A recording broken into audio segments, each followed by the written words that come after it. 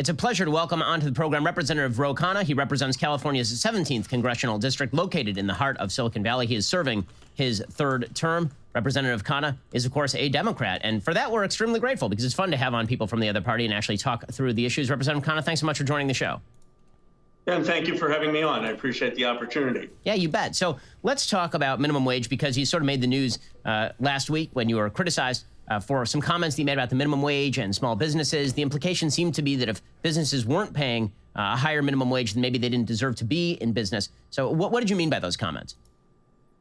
Well, let me clarify it. I am a strong supporter of small business. I understand the need for small business. I do believe in a $15 minimum wage. My belief is that the Amazons, Targets, Walmarts can easily pay that. But I understand that small businesses may have a difficult time in doing that. That's why it needs to be gradual, and that's why we need to have tax credits and other assistance to small business so that they can do that. So let's talk about the actual policy, the actual $15 minimum wage. So I obviously am an opponent of the $15 minimum wage. When it comes to the minimum wage, there are a bevy of studies, including Congressional Budget Office studies, suggesting that it depresses employment, that for people who actually receive the minimum wage, of course, they get paid more. But for a lot of other people, it pushes them out of the job market because the idea that some minimum wages cause unemployment, I don't think that's correlation is not shown. The only one that I know that people go back and forth on was the recent 15 an hour one in Seattle, but I mean, we can check. This is going to be all over the 15 an hour. Just wanted to say 15 is bad. 15 is just too much. God damn, it's too much. it is not like businesses actually just have a giant Scrooge McDuck money bank out back, and they're just holding a bunch of cash out there in order to somehow, disadvantage their employees. That there is a labor market in which there are a lot of people willing to work for a particular wage, and that they're paying the labor essentially what the labor is willing to accept in order to work at these particular jobs. When you're talking about competitive job markets, especially at the lower end of the wage spectrum, isn't it true that there is a supply and demand issue that actually develops the wage? Or why do you think that it's artificially low, in other words? Sure. Let me suggest the two places we disagree. Your view, as I understand it, is this is a contract between two free individuals. Why is the government, the state, getting involved in trying to set the price? My view is that in certain cases, especially where you have monopsonies, where you have a high concentration. This is the correct answer. The monopsony power of certain businesses means that they control probably too much of a local labor market. So there's not really a very real supply and demand thing going on. It's more that one person, one buyer of labor, has too much of the control over the market. So you don't have the ability to negotiate wages well. In labor markets, there are only a few buyers. It's not a truly competitive market. It's actually a market failure. And so you have a wage that is under the competitive market price. In fact, Milton Friedman in 1976 wrote about this possibility that monopsonies could distort the market wage. Second, and I think this is just a good faith disagreement, you would argue people have genuine bargaining power, and you have this concept of negative freedom, that the state shouldn't interfere. My view is that more of positive freedom, that people actually need basic support to be able to bargain effectively. Mm-hmm. And I don't think that there's true equal bargaining power often. So there are a couple of issues that I see in some of the stuff that you're saying here, just on the specific level. Obviously, the vast majority of employees at places like Amazon are actually not making the minimum wage. The fact is that the minimum wage is only being made by something like 2.3% of all wage. The minimum wage is being made by very few employees. While this is true, right, an increase of even $1 or $2 an hour is going to impact more than just the people making it, right? It'll impact the people that would be in between what the new minimum wage will be and what the old one was. This is a comment talking about that, like only 2 or 3% of people even make the minimum wage. That's true, but it kind of misses the point. Earners in the United States, about 50% of those wage earners are under the age of 25. And when you artificially boost the minimum wage, what you actually end up doing is making it harder for people who actually need the minimum wage jobs to get those jobs, because you have artificially created a base in the labor market from which employers are going to draw. So in other words, a $15 wage is the kind of wage that you pay to somebody who graduated from college. It's not typically the kind of wage that you pay for somebody who graduated from high school. And you see this historically with the minimum wage. When the federal minimum wage was increased, then people who went to high school had a much higher employment rate before, and then the minimum wage was increased, and then the unemployment rate among high school educated rose dramatically. It is not racially. I don't know if dramatic is the right word, but typically increases in the minimum wage are going to impact people with only a high school education. This is true. Actually equal that way, actually. Minimum wage increases have disproportionately hit black and brown people without college degrees, particularly. So why is raising the minimum wage overall a good idea? Well, but you're right. Right now, maybe it's 2.3%. I take your word for the study, but that's at $7.25, and there are 30 million or so of Americans who make between $7.25 and $15. Now, Yep, correct. I think the studies go both ways. Some people have argued, and there's studies showing that it increases productivity, it makes workers happier, it actually increases a business's profitability. I agree. There's studies showing that that may not be the case. One interesting study I saw is that what it really forces businesses to do is require high school as a credential. And this, a fair point would be saying that this may make it more difficult for those who haven't finished high school to get one of those jobs. But for 90% of Americans who have a high school degree, they will be able to get that job and pay more. So I guess the studies there are studies all over the place on this. My view is that the country would be better off with a higher wage. Who the fuck is this guy? Who this guy? What? This guy actually feels like he knows what he's talking about. A Democrat, nice.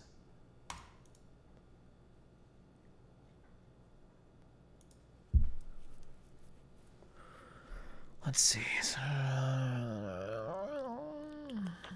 Graduated from Council Rock High School in Pennsylvania. Received a BA in economics with honors from the University of Chicago in 1998, where he was a member of Phi Beta Kappa, and got a JD from Yale. Okay, nice, cool, awesome. It sounds like he remembers what he studied. Good job. Wage that would help productivity, help the happiness of our employees. I mean, the simple kind of rebuttal to that is if it really improved profitability for businesses to provide higher wages, then they would do it. And you wouldn't need the government to actually step in and force them to do it, being that businesses are profit-driven primarily. It's a fair point. That's if you believe that businesses always are acting in their rational long-term interest. My view is that sometimes businesses are very short-term focused and may not be making the long-term investments. But the second case is, let me ask you, are there any times you believe that the government should interfere? For example, overtime laws. We're required to pay a time and a half. Would you support that? There are a lot of times that the state has made regulations to say that this helps the bargaining power and makes for a better labor market. Yeah, and I'm very much against virtually all of that. I'm extremely libertarian when it comes to labor markets, particularly because I believe that monopoly is actually created by some of the regulatory innovations that people have come up with. In fact, I think there's a reason why big corporations have typically pushed for a higher minimum wage when it becomes clear this is going to happen, because you're right, Amazon can absorb that blow a lot more easily than the mom and pop shop that is down the street. It actually increases their ability to drive other people out of the market. If everybody is required to pay a higher wage, then Amazon can spread that out over the price of its products. It can spread it out over its 83% market share in like the book market. It can upcharge people on the product. This is true. They're both bringing up good points. Regulations typically favor larger businesses because larger businesses are more easily able to absorb costs. Larger businesses are easily able to offload costs into other parts of their business because they reached an economy of scale, meaning they're large enough and they're efficient enough that like any individual regulation typically won't have a massive impact on their business. In a way that small mom and pop stores cannot. Increase in minimum wage obviously disproportionately affects places that have 3 employees as opposed to places that have 300 employees, of which 30 are actually minimum wage employees.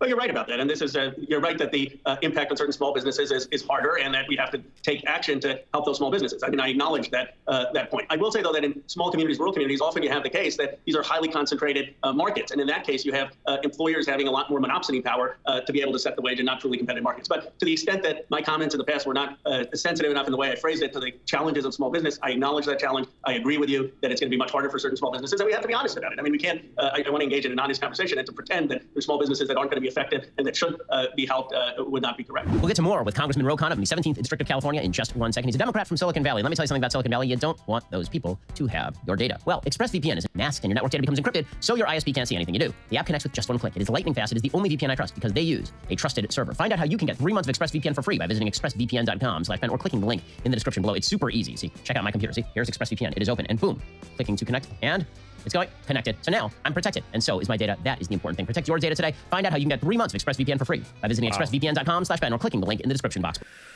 What does monopsony mean? Monopsony is when a single buyer controls a disproportionately large part of the market. I believe it's monopsony. Below. And the other big problem with a federal minimum wage is that it is federal. When we were talking about setting one standard minimum wage across an entire country, where wages are extremely different in Mississippi than they are in California. In California, a $15 minimum wage in a place like your district or a place where I was living until very recently, LA, you get a $15 minimum wage, that buys you like a 1-bedroom studio apartment. If you get a $15 minimum wage in Mississippi, that is literally the median wage in Mississippi. There are states where there are wildly disparate numbers as far as what wages are actually worth in particular states. Why in the world would the federal government set a federal minimum wage that is so high that it is actually at or close to, I believe the median wage in Mississippi right now is $14.23 an hour. Why would they set a median wage? This is true. I have no idea what an effective counter is against this. A minimum wage that is above the median wage in a place like Mississippi, when a minimum wage in California of $15 an hour basically buys you a candy bar. Well, again, this is a debate about the floor. I agree with you. In my district, $15 isn't enough. And the question is, should there be regional variance? Yes. And then the question becomes, what is the floor? We have a federal system, so there's a real easy solution here, right? We actually have like cities and states, and they could do this sort of thing. Right. Right, but the question is, there should be a national floor. And now I'm saying the floor should be $15. Do you believe there should be any floor? I mean, do you think, I mean, 725 I think is unreasonable. I mean, for example, Cotton and Ronnie have said the floor should be $10. I think Holly is saying it should be $15, but for billion corporations, where would you set the floor? I mean, there is a, I mean, unfortunately, there is a floor, and the floor is zero, and it's going to be felt by 1.4 million people who won't have a job come 2025 if we raise this to $15 minimum wage. I guess my question is for you, would you support any national federal minimum wage at any standard? No. I mean, again, I think free labor is... A better question, rather than would you support any federal minimum wage, a better question is, would you support industries that could only survive if they were paying their workers $1.50 an hour? That would be a more interesting question. Is able to bargain. And if you can come up with a case where you have an actual monopoly that is violating labor law in its attempts to cram down a wage on a person who's unwilling to accept it, first of all, we have an amendment. Monopolies are boring. Monopsonies are more interesting to talk about. Monopolies are very, very, very, very, very hard to find. Monopsonies are much more common when it comes to labor markets because people aren't able to travel around cities. People aren't able to get to other places of employment. It could be more common to run into that than an actual true monopoly where there's only a single employer. To the Constitution that prevents involuntary servitude. And second of all, bargaining power is still a thing. I mean, the fact is that there are wages that people cannot charge because people will not take the jobs for those wages. I mean, that does exist. And by the way, if you're worried about wages being depressed, then there's a case to be made that one of the things we should be worried about is cracking down on businesses that are using illegal immigration in states like California, for example. But what would you say to the argument for monopsony, which even Friedman argues? Now, in fairness, he says this is a rare case, and he was against minimum wage and just in fairness. But he says, look, there are cases where you have one or two employers in a town, and they're not charging a competitive price because you don't have the choice to go to 4 or 5 different employers. And in those cases, it's a market failure. That certainly seems as one case. And then we can disagree about negotiating. But I guess the broader point for, in my view, Ben, is that I believe in entrepreneurship, I believe in innovation, I believe in capitalism, I call myself a progressive capitalist, is when we're producing such incredible wealth, trillions of dollars in my district, the ability to have people earn a wage that allows them to live a decent life seems to be something that's good for our democracy. Yeah, I mean, my counterpoint is that we are not producing incredible wealth. These companies are producing incredible wealth because they know how to run the business better than members of government who are, getting their salary from me, frankly, and from these businesses that actually are paying extraordinary levels of tax. Representative Khanna, I really appreciate you coming on the program, and it's great to have conversations like this. So thank you for reaching out, because you reached out after I think I noted something on the show about your comments, and so it's great to have you on to clarify your position on this, and I think it's really important to do it. So again, just want to thank you for your time. Well, I appreciate that, and I appreciate you're having a very civil, reasonable exchange. The one place we agree upon is you said that I read somewhere that you believe rational debate is what's necessary in our democracy, and I wish we had more exchanges like this across the country. I really appreciate it, and I certainly hope that you're not canceled for having appeared on the show. Representative. We'll see. Well, I wish they'd actually come to like a resolution. Sure. So the three things to mention here are, one, the monopsony model. So I think that one thing that people keep referring to is that there's this idea of a simple supply and demand, like crossing curves like this. And if you increase the wage, you're like putting an arbitrary floor. So therefore, you're limiting people's employment. The problem is that the real world is not a supply and demand model because of something called monopsony. Workers don't have equal power with their employers. There are people who own capital. Not everyone has capital, and therefore they have access to who works. That is like, if you want John Romer, Marxian socialist analysis, you can go read that if you want. Where is low-skilled labor a monopsony? Where's the monopsony in low-skilled labor? Sure. The idea of monopsony is that workers don't have sufficient power to bargain up their wages. But where, like, show me how many places is there like only one person hiring low-skilled labor? Usually low-skilled labor is really... Sure. If you just want to do the semantics thing, I can call it oligopsony or whatever. Okay, I don't care. It's not semantics. I'm saying, like, show me examples of where, like, how much monopsonies on low-skilled labor are there? Let him finish in his America? point. Sure. So it's not about monopsony. It's about there being, in general, a high concentration of labor.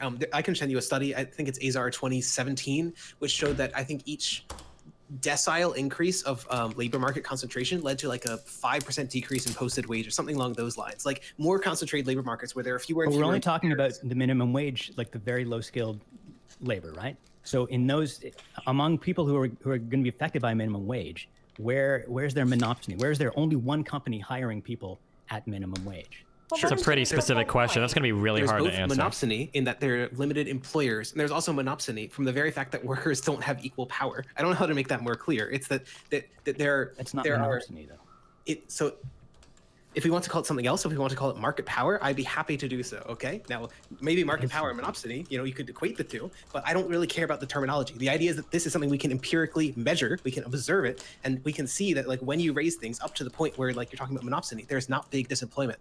Even within this works even within neoclassical models. No, I mean you can theoretically, you can say if there was one employer, then you'd have and if there was a monopsony situation, then you can use the models to show that it's possible a minimum wage could actually raise the, make the market more efficient. But I'm saying, where is that actually the case?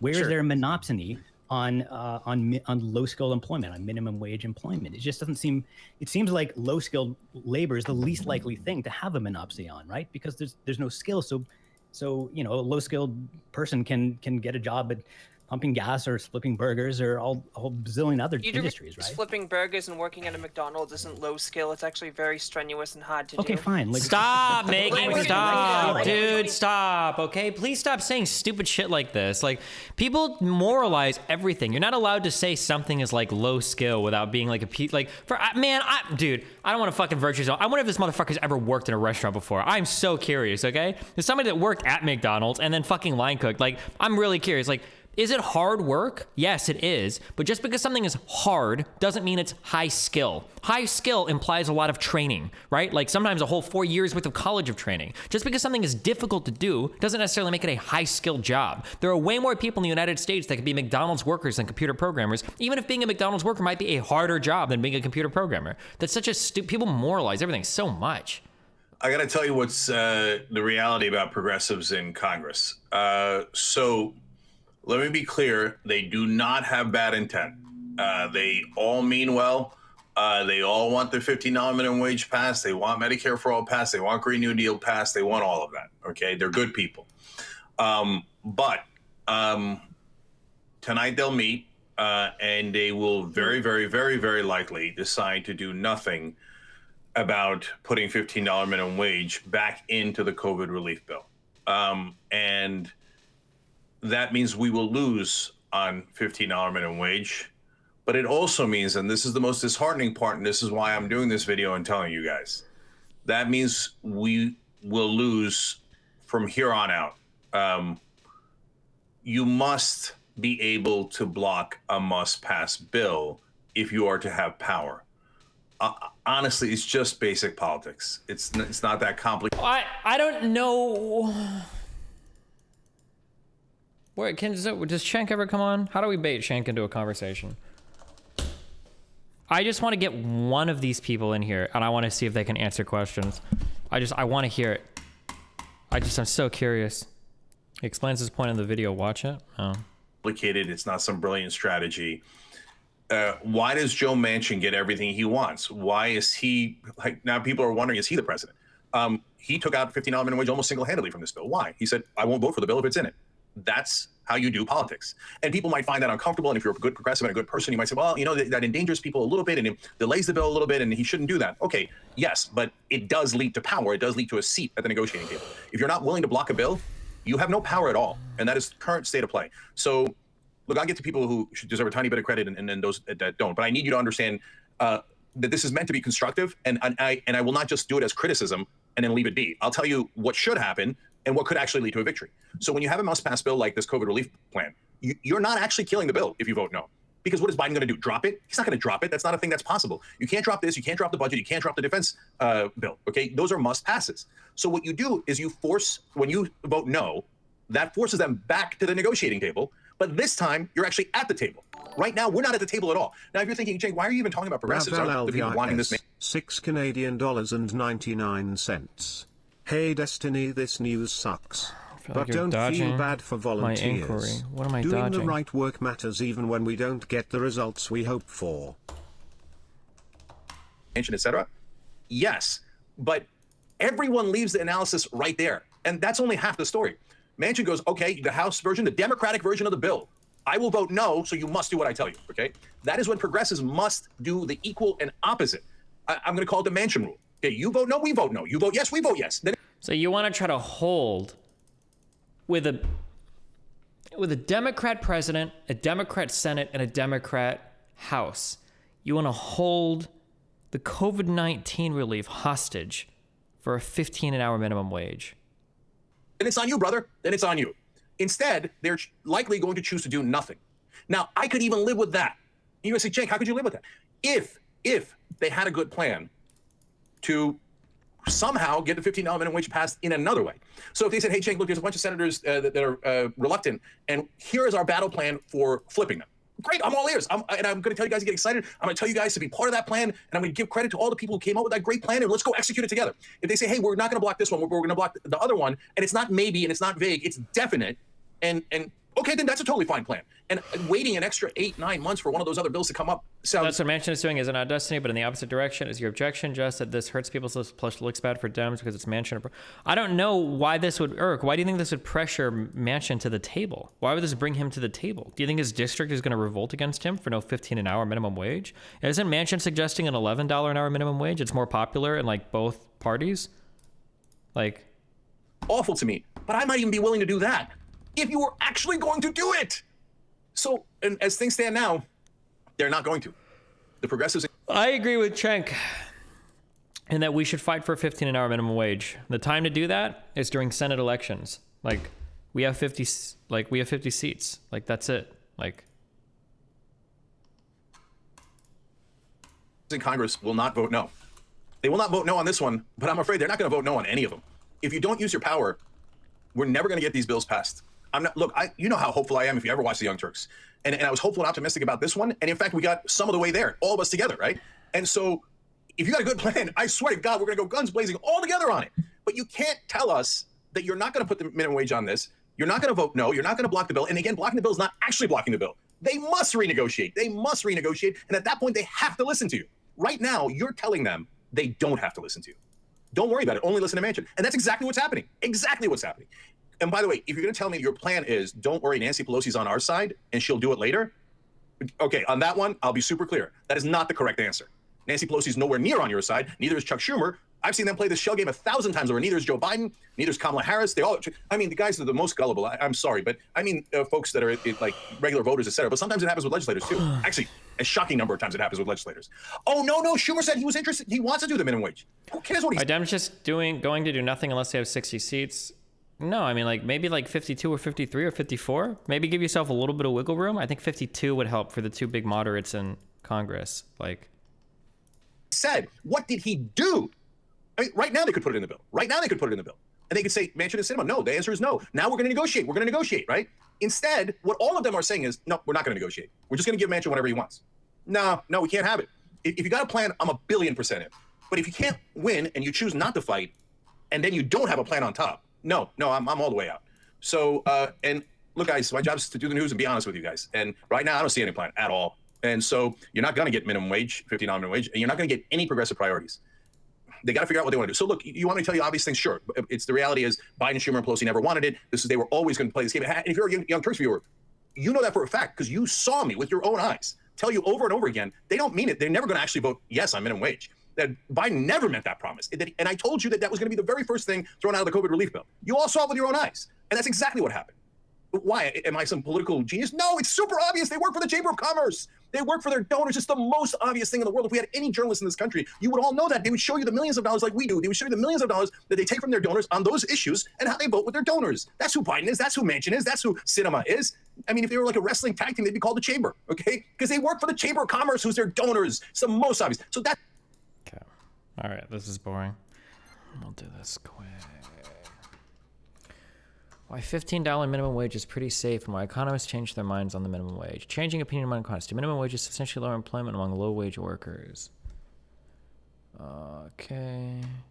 When David Card and Alan Kruger came out with a landmark study in 1994 showing that a big minimum wage hike didn't cause unemployment, as most economists predicted, Card was actually shown when his colleagues were deeply invested in the theory of minimum wage kills jobs. Minimum wage and employment, a case study of the fast food industry. On April 1st, 1992, New Jersey's minimum wage rose from $4.25 to $5.05 an hour. $4.25 to $5.05. It's like a 15% increase in the minimum wage. So this would be the equivalent of making like an $8.33 an hour minimum wage. Unless I'm missing something in here, we're already off to a really bad. We're already off to a pretty bad start, but okay. I wonder if they look at unemployment across all levels or if they just look at aggregate unemployment. Let's check real quick. Okay, so it was $3.35 in 1989. And then by 1992, it was $5.05. That's a much more significant jump. Almost 35%. minute, is that right? 35% of, it's 38 times 3 plus 19 is okay, yeah.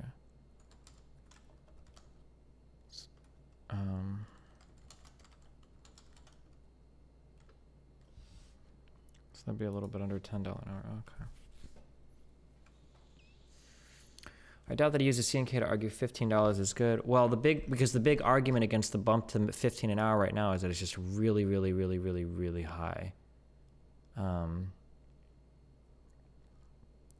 And when you open with a big minimum wage hike didn't cause unemployment, it feels like we should qualify that big. The big isn't as big as what we're suggesting now.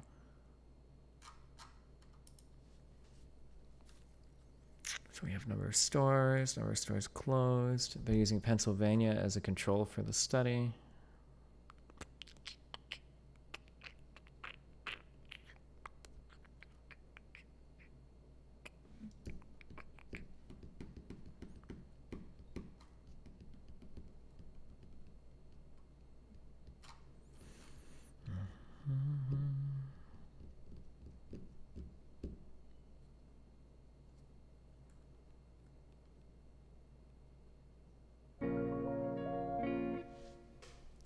Why is increasing minimum wage the big push instead of decreasing shit like income tax? Ask your mom. Got him.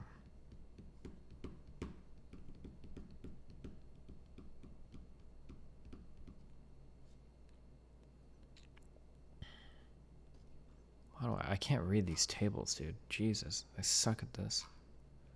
Okay, distribution of store types by percentage. What does T to the A mean? What the fuck does this stand for?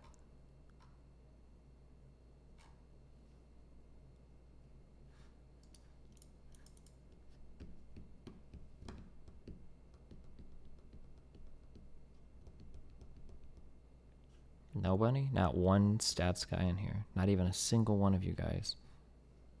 There should be a key. See, text definitions, standardized given parentheses. Test. What is FTE employment? Full-time employee employment? That's probably what that means. The meaning of T to the A. Oh, A, test of equality means in New Jersey and Pennsylvania. Okay.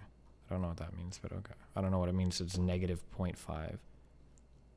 Minimum wage isn't the problem. Uni students should make that working part-time at McDonald's. The issue is that so many people are making minimum wage instead of increasing their skill set. Send those people to university so they contribute more to society. Wow, good one.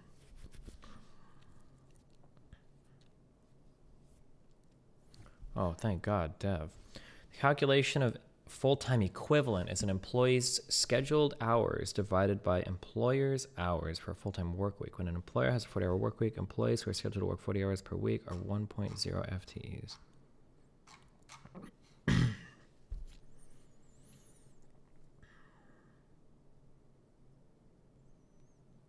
What is wave 1 and wave 2? Let's see. Different waves of... so the first wave of the service connected in telephone between February and March of 92, a little over a month before the scheduled increase in wage of the survey included in it.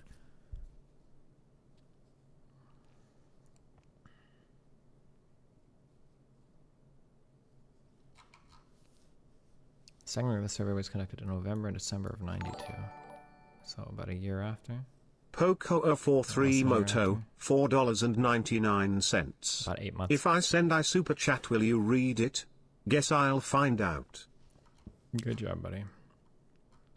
Why the fuck did this change so much? The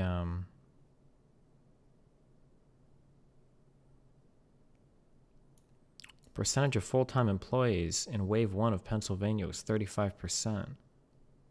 And that dropped to 30% in wave 2, but nothing happened in Pennsylvania. That's supposed to be the control. Jeez, that's kind of weird. Economists who objected to our work were upset by the thought that we were giving free and people wanted to set wages everywhere at any possible level. It's just going to stay away from minimum wage literature for a number of reasons. First, it cost me a lot of friends, people that I'd known for many years. No, the opposition wasn't just anger thirsty. Anger was partially political and ideological. The economist Carter describes us as guardians of the free market. Phrases like Carter Crew being to go Scholars requiring shaft. Do minimum wages substantially lower employment? I've never seen this. Do they substantially lower employment? I don't think anybody should agree with that.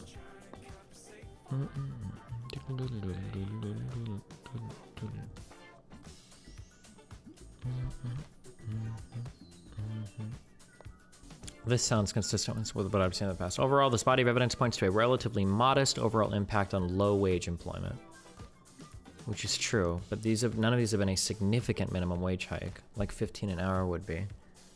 Oh god, another monopsony power article. Why? It feels like this is like the buzzword of the week. Wait, why would you do this? So, Dube's literature review above suggests that in general, minimum wages aren't harmful. They're below about 60% of the median wage. The median weekly earnings of U.S. workers currently stands at $994. So assuming a 40-hour work week, that's about $24.85 an hour.